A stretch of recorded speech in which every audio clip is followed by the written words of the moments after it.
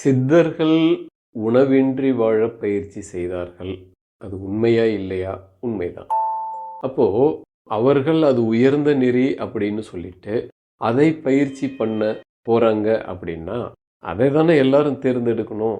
அப்புறம் நாம எப்படி பசி, களைப்பு, ஏக்கம் போன்றவைகளை எல்லாம் நியாயப்படுத்தி பேச முடியும்? அதற்கு உரிய தீர்வை அடையணும் அப்படின்னு பேச முடியும் அப்படின்னு கேள்வி.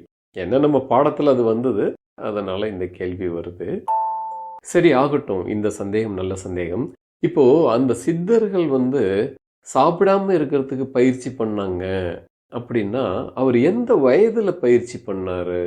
1 வயதுலயா, 1.5 வயதுலயா, 3 வயதுலயா அப்படின்னு எனக்கு தெரியல.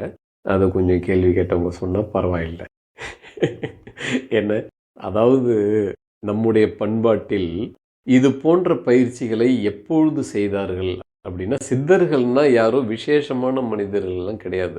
எல்லா இல்லறத்தார்களும் தம்முடைய 80வது வயதுக்கு பிறகு துறவு நெறி ஏற்று பயிற்சிகளை செய்ய வேண்டும்.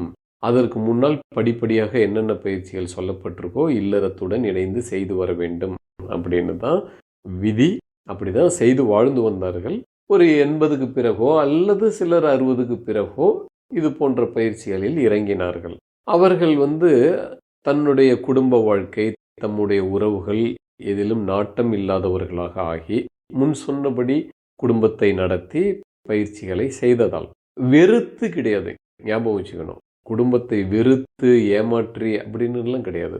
ஒரு விதமான பக்குவம் வந்ததால் போதும் அப்பா, என் குழந்தைகள் இதெல்லாம் பார்த்துக்கிட்டு நமக்கு வேண்டாம் என்று எல்லாவற்றிலிருந்தும் ஒதுங்கியவர்களாக. அப்போ ஒதுங்கின பிறகு நல்ல துணி போட்டுக்கணும், அதை ஒழுங்கா துவைச்சு கொடுக்கணும், அயன் பண்ணி கொடுக்கணும் அப்படின்னு நிலைமை இருந்ததுன்னா என்னவும், திரும்ப குடும்பத்தில் உள்ளவங்களை சார்ந்திருப்போம் துவைச்சு கொடுங்கன்னு சொல்லி. அல்லது தேவைக்கு கொஞ்சம் சோப்பு பவுடர் வாங்கி கொடுப்பான்னாவது நம்ம அவங்கள்ட்ட கெஞ்சிக்கிட்டு இருப்போம்.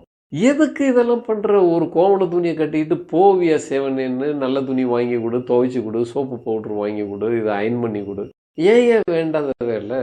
போக வேண்டிய காலம் வந்துருச்சு. அப்புறம் ஏன் தேவையில்லாத பிரச்சனைகள் எல்லாம் இன்னும் மூட்டை மூட்டையா வச்சுக்கிட்டு அப்படின்னு ஒண்ணா கழட்டி விட்டுக்கிட்டே வராங்க. கழட்டி விட்டு பயிற்சி பண்ணிட்டு கடைசியா அவங்களுக்கு ஒரு பெரிய சுமை இருக்கு. என்ன, இந்த சாப்பாட்டுக்காக யாரையாவது சார்ந்து இருக்க வேண்டியிருக்கப்பா.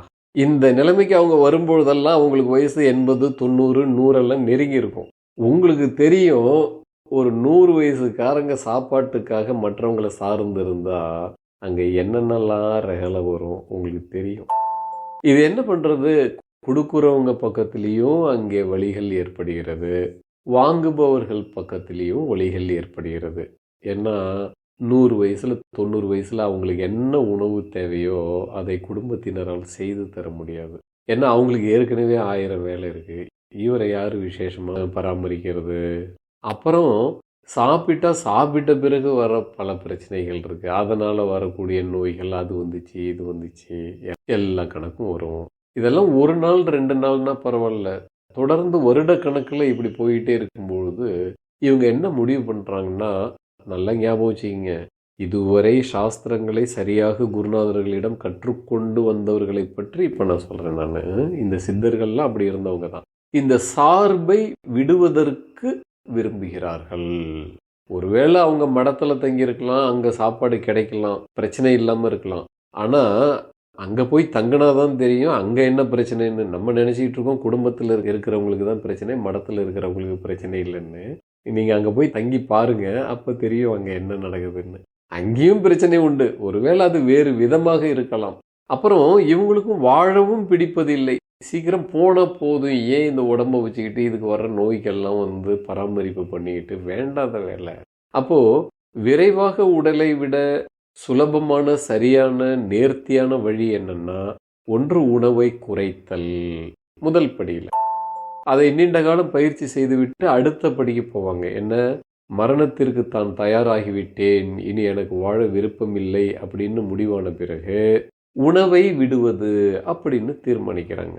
உணவை விட்டு வாழறத பத்தி நம்ம படிக்கும் பொழுதெல்லாம் நம்ம என்ன, சித்தர்கள் பெரிய அவங்க இவங்க அவங்கெல்லாம் உயர்நிலை அடைஞ்சவங்க, அவங்களால உணவு சாப்பிடாம இருக்க முடியும், தண்ணி குடிக்காம இருக்க முடியும், அப்படிப்பட்டவங்க யாராவது இருந்தா சொல்லுங்க, என் கம்பெனில நான் வேலைக்கு வச்சுக்கிறேன், சம்பளம் கொடுக்காம அவங்களும் வேலை செய்வாங்க அப்படின்னு எல்லாம் கற்பனை பண்ணாதீங்க.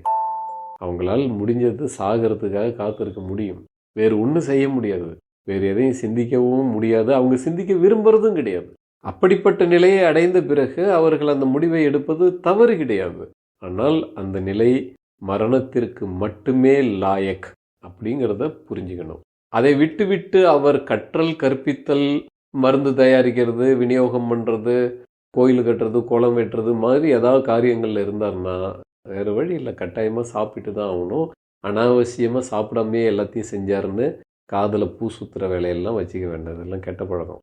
தேவையில்லாத பொய்க்கதைகளை சேர்க்கும் பழக்கங்களை எல்லாம் வச்சுக்க வேண்டாம். அது கெட்ட பழக்கம். அது நம்ம சந்ததிகளை அழிக்கும். அதெல்லாம் பண்ணக்கூடாது. அப்படி உணவு இல்லாமல் வாழ்கிறார்கள். கொஞ்சம் நல்ல தண்ணீரையும் நிறுத்துகிறார்கள். அப்புறம் மெல்ல மெல்ல உடல் பலகீனமாகிறது, வாடுகிறது, நடக்க முடியாமல் ஆகிறார்கள், உட்கார்ந்துருக்கிறாங்க, உட்கார முடியாமல் ஆகிறார்கள், படுக்கிறார்கள், ஒரு அமைதியான இடத்துக்கு போய் தனிமையான இடத்துல போய் சுருண்டு படுத்துடுறாங்க. அப்போ உணர்வுகள் எல்லாம் பலம் இழக்கும். எது நடக்குதுன்னு தெரியாது. நிச்சயமாக அந்த காலகட்டங்களுக்கே உள்ள பல சிரமங்கள் இருக்கும். அதெல்லாம் சிரமங்கள் இருக்காதுன்னு எல்லாம் சொல்ல முடியாது. சிரமங்கள் இருக்கும், வேதனைகள் இருக்காது.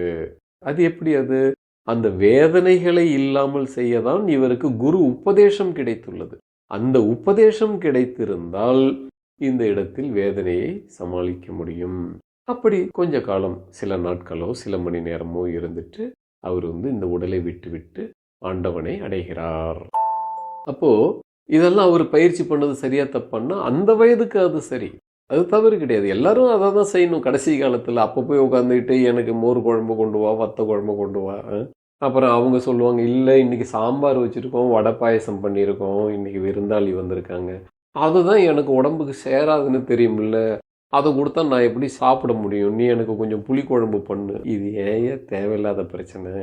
நீ இந்த பிரச்சனை பண்ணுறதுக்கு செவனேன்னு சித்தர்கள் சொன்ன மாதிரி சாப்பிடாம இருக்கலாம் அந்த வயதில். ஆனால் அதற்கு முன் உள்ள பருவத்தினர் எல்லோருக்கும் உள்ள அறிவுரை இல்லை.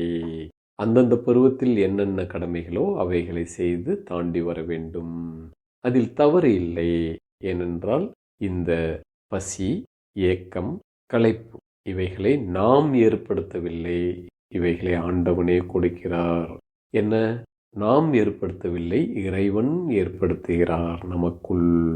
அப்போ அதுக்கு தீர்வும் இந்த உலகத்தில் இருக்கிறது. அது என்ன? பசிக்கு உணவு, களைப்புக்கு தூக்கம், ஏக்கத்திற்கு துணையும் நண்பர்களும், இதெல்லாம் இருக்கிறது. யார் கொடுத்தா? இறைவி ஏற்படுத்தி வைத்துள்ளாள். அதனால வந்த தேவைகளை நியாயமாக பூர்த்தி பண்ணி வாழ்வது சிறப்பு முறை.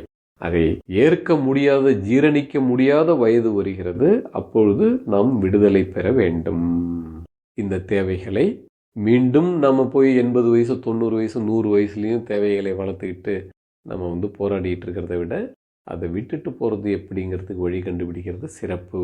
முதல்ல குறைக்க ஆரம்பிக்கணும். மெல்ல மெல்ல ஒவ்வொரு நிலையிலும் வெற்றி அடைந்த பிறகு கைவிட முடியும், குருவின் துணையுடன். வாழ்க பாரதி, வாழ்க பாரதம், வாழ்க பாரத பண்பாடு.